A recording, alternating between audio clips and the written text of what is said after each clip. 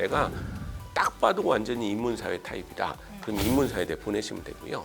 딱 봐도 이공계 타입이면 이공계 보내시면 됩니다. 근데 대부분의 아이들은 내 자녀지만 딱 봐도 잘 모르겠다가 많죠. 잘 모르겠다. 이공계 보내시면 됩니다. 대기자 TV. 요즘 들어서 리포트들이 굉장히 많이 나오는데 뭐 미래를 예측하는 리포트를 보면 유망 직업에 대한 얘기가 꼭 빠지지 않고 등장하는 것 같아요. 한편으로는 지금 있는 직업의 반 이상이 없어질 거다. 뭐 이런 예측들도 굉장히 많이 하거든요. 이런 거를 부모님이 좀 어떻게 받아들이면 좋을까요? 그거 먼 미래까지 알면 너무 좋지만 뭐 각종 보고서들이 있어요. 뭐 20년 전에 앞으로 20년 뒤에 유망할 직업들 그 보고서 다시 보시면요. 그런 직업 하나도 없거든요. 아, 정말요? 네. 그러니까 내노라는 석학들도 모여서 만들었지만 그런 게 좀 아닌 거거든요. 그래서 저는 이제 먼 미래 유망 직업이 저한테도 20년 뒤에 뭐가 있을까? 그걸 제가 어떻게 알아요, 사실. 그거는 진짜 어려운 얘기거든요. 근데 그때 되면 어떤 사회가 될 것인가라는 것은 짐작을 할 수가 있는 거죠. 예를 들면 이겁니다. 지금 이제 부모님들이 유망 직업을 얘기를 자꾸 물어보시는데 그렇다면 지금 우리 사회는 어느 방향으로 가고 있는가? 그러면 크게 이제 우리는 그냥 쉽게 말씀드리면 두 가지 지구에서 살고 있는 거잖아요. 발을 디디고 있는 아날로그 지구, 보이지 않는 디지털 지구. 그럼 이 두 지구에서 소통 능력이 되게 중요한 거죠. 그럼 여전히 아날로그 지구에서는 언어 실력이 굉장히 중요해지는 거고 영어를 중심으로 한 그다음에 디지털 지구에서는 소프트웨어 능력이 굉장히 중요한 거거든요. 그럼 이 두 가지 능력을 갖고 있는 애가 좋아하는 분야가 있을 때 거기에서 이제 신규 직업들이 나오게 되는 겁니다. 그죠? 그러니까 이런 먼 미래에 어떤 직업이 있을까는 모르지만 지금 아이들한테 도움되는 필요한 역량들은 다 우리 알려져 있는 것들이니까 그런 것들에 좀 관심을 우선 당장 너무 먼 미래보다는 코로나 이후 포스트 코로나에서는 좀 지금과는 좀 다른 유망 직업이라든지 전공이 좀 바뀔 거로 예상을 하시는지요? 네, 일단 많이 바뀔 것 같고요. 컴퓨터 관련 전공이 대폭발할 것 같습니다. 컴퓨터 관련 전공. 지금도. 그러니까 안 그래도 인공지능 때문에 유행했었는데 코로나19를 거치면서 다 언택트 비대면을 얘기하니까 그게 다 IT 기술이지 않습니까? 그래서 이 컴퓨터 관련 전공자들의 인기는 뭐 진짜 상상을 초월할 정도로 높아질 것 같고요. 얼마 전까지만 해도 현대 기아차가 대졸 초임이 가장 높은 편이었거든요. 근데 지금 판교 사람들 따라갈 수가 없어요. 판교. 그러니까 대졸 신입사원도 훨씬 판교에 있는 그런 사람들이 더 높은 거죠. 그래서 이제 시작하는 분야고 그리고 그 끝을 알 수 없는 분야고 또 우리나라 대입 정원에서 아직도 굉장히 적습니다. 희소성도 굉장히 높고요. 그래서 그런 쪽이 굉장히 인기를 끌 것 같고요. 그다음에 생명공학이 드디어 뜰 것 같아요. 드디어 자를 제가 붙이는 이유는 저 고등학교 다닐 때도 앞으로 생명공학 뜬다고 했었거든요. 30년째 못 뜨고 있는 분야입니다. 그게. 그래서 같은 공대를 나와도 생명공학 나온 애들이 그 월급이 좀 적었어요. 그동안. 왜? 뭐 전자회사 이름 대보라고 하면 삼성전자, LG전자 다 되고 자동차, 기아차, 현대차 되지만 생명공학회사 되라 그러면 못 되죠. 왜? 그동안 산업이 없었습니다. 그쪽은. 그랬는데 이제 코로나19를 겪으면서 이게 국가적인 이런 보건 위기 상황이 생겼을 때 자국 내에 백신 제조 기술과 치료제 개발 기술이 없을 때 얼마나 국가가 위태로울 수 있는가를 온 국민이 다 깨우쳤기 때문에 이쪽 분야가 좀 많이 진짜 다시 옛날 생각대로 자리를 차지할 것 같다는 생각이 들고요. 또 여전히 전화기라고 부르죠. 전기전자, 화학공학, 기계공학. 생산 제조 시설이 그동안은 막 베트남으로 중국으로 자꾸 내보냈었는데 코로나를 겪으면서 그런 제조 시설이 또 들어오죠. 자국 내에 있지 않으면 힘들겠다 하는 생각들을 하기 때문에 리쇼어링이라는 정책을 통해서 다시 들어오니까 다시 재전성기를 맞을 가능성이 있다라고 보고 있고요. 그래서 전화기에다가 컴퓨터 공학을 붙여서 전화기 컴이라고 많이 부르더라고요. 네네네. 그래서 요즘 가장 인기 있는 그런 분야들이 되고 또 대학생들도 그래서 요즘 가장 취업하고 싶은 회사 꼽으라 그러면 다들 카카오를 꼽거든요. 얼마 전 저희 세대는 뭐 다 삼성전자, 뭐 현대차 이런 데였는데 많이 바뀌었죠. 대우도 또 애들이 재밌어 하고 인문사회가 더 취업이 어려울 것 같은. 그 친구들은 계속 문송해야 되나요? 더 그럴 것 같습니다. 네네. 그래서 저희는 안타깝죠. 그 친구들이. 그래서 인문사회 쪽으로 갈 때는 그 안에서 경쟁력 있는 분야를 찾으시려고 노력하는 게 되게 중요하다고 볼 수 있죠. 인문사회일수록 더 진로에 대해서 관심을 더 가져야 되겠네요. 그렇죠. 그래서 이게 왜 이런 현상이 나타나냐면요. 사회 구조를 교육 구조가 못 따라와서 그런 거예요.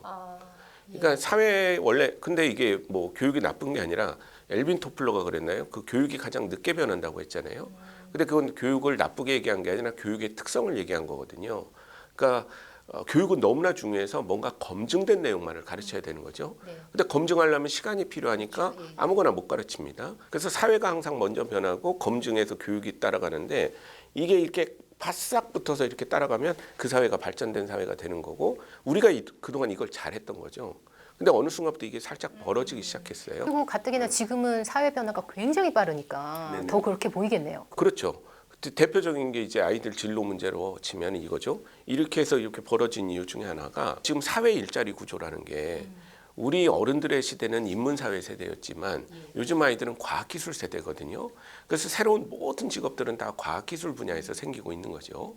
그러니까 뭐 엄마들이 보내고 싶어하는 아빠들이 보내고 싶어하는 애들이 가고 싶어하는 좋은 일자리라는 것이 과학기술 대 비과학기술이 많게는 8대2 적게는 7대3 정도로 기울어져 있는 상황이거든요. 근데 우리나라는 이렇게 잘 따라오다가 모난 걸 싫어하잖아요. 반반을 너무 좋아합니다. 프라이드 반 양념 반 하듯이 문과 반 이과 반. 이 체계를 그대로 유지를 하고 있는 거예요. 전국적인 고등학교는 아직도 인문사회와 이공계가 선생님들이 그렇게 되어 있기 때문에 반반으로 되어 있는 상황이고요. 더 웃긴 건 대학이죠.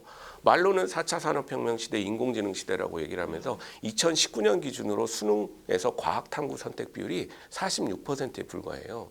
그 얘기는 뭐냐면 애들이 과학을 선택을 점점 안 하고 있다는 뜻이 되는 거거든요. 그러니까 인문사회 예술대학 정원 합친 게 아직도 이공계보다도 더 많아요.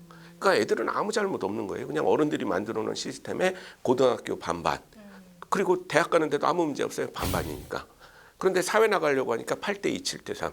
여기에서 미스매치 현상이 생기게 되는 거거든요. 그때 많이 깨닫네요. 그렇죠. 그러니까 애들이 그때서야 그걸 깨닫게 되니까 참 난감한 그런 모습이 되는 거죠. 근본적으로 좀 고민해봐야 할 시점이네요. 네, 그래서 제가 아주 꿀팁이라고 가르쳐 주면 부모님들이 좋아하시더라고요.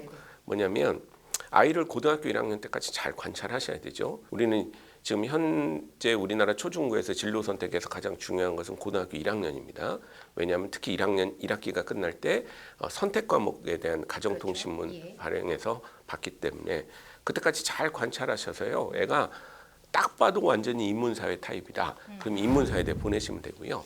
딱 봐도 이공계 타입이면 이공계 보내시면 됩니다. 근데 대부분의 아이들은 내 자녀이지만 딱 봐도 잘 모르겠다가 많죠. 잘 모르겠다. 이공계 보내시면 됩니다. 완전히 인문사회 스타일이다. 인문사회대. 완전히 이공계 스타일이다. 이공계. 잘 모르겠다. 이공계. 그렇죠. 왜냐하면 사람은 자기 길을 찾아가게 돼 있거든요. 잘 모르는데 이공계려니 생각하고 가다가 보면 애가 깨우쳐요. 엄마 나 아닌 것 같으네. 나 인문사회대 갈래. 그때 이렇게 방향을 트는 것은 오히려 융합형 인재 소리 들을 수가 있거든요. 그리고 공부하는 게 그렇게 어렵지 않아요.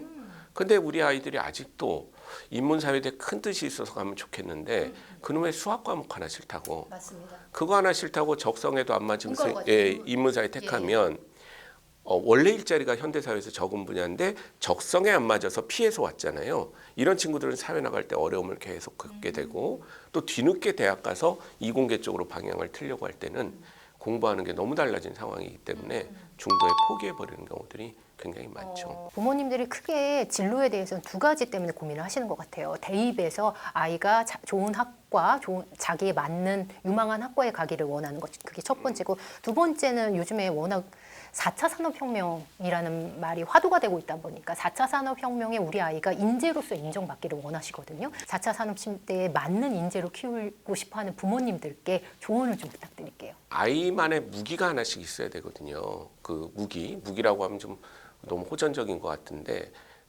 뭘 잘하느냐 물어봤을 때 또래보다 그러니까 항상 피어 집단에서 나는 이거는 다른 친구보다 잘할 수 있어. 이런 것들이 하나씩 있어야 되는 거죠. 근데 이거는 사람마다 다 다릅니다. 음악이 될 수가 있고요. 미술이 될 수가 있고 뭐 공부가 될 수 있고 공부 안에서 수학이 될 수 있고 다양합니다. 그래서 우리 아이가 그나마 같은 시간을 투자해서 제일 잘할 수 있는 것이 무엇인가 이거를 이제 발견하는 게 중요하고 그러면 이 핵심 능력을 아주 꼽혀주는 게 있습니다. 넓게. 그게 바로 영어고 하나가 소프트웨어가 되는 거죠. 그래서 자기의 핵심 좋아하는 능력과 이 외국어와 소프트웨어적인 능력이 있다면 아이들은 굉장히 사회 경쟁력이 높아지는 그런 거죠. 그러니까 4차 산업혁명 시대 핵심 인재가 따로 있는 게 아니라 만약에 생명 쪽을 좋아서 생명공학으로 간다? 근데 걔가 소프트웨어를 잘한다고 생각해 보세요. 그게 바로 그 같은 분야에서도 몸값이 높은 바이오매틱스라는 분야가 되거든요. 바이오매틱스 분야가 되는데 우리나라 기업에 취직할 수가 있겠지만 얘가 영어를 잘하면 글로벌 기업에 취직할 수가 있는 거죠. 이렇게 다 연계가 이렇게 다 되어 있다고 보시면 됩니다. 네, 오늘 조진표 대표님의 말씀이 자녀의 진로 적성 때문에 고민하는 많은 학부모님들께 도움을 주셨을 것 같습니다. 오늘 장시간 귀한 말씀 감사합니다. 네, 고맙습니다.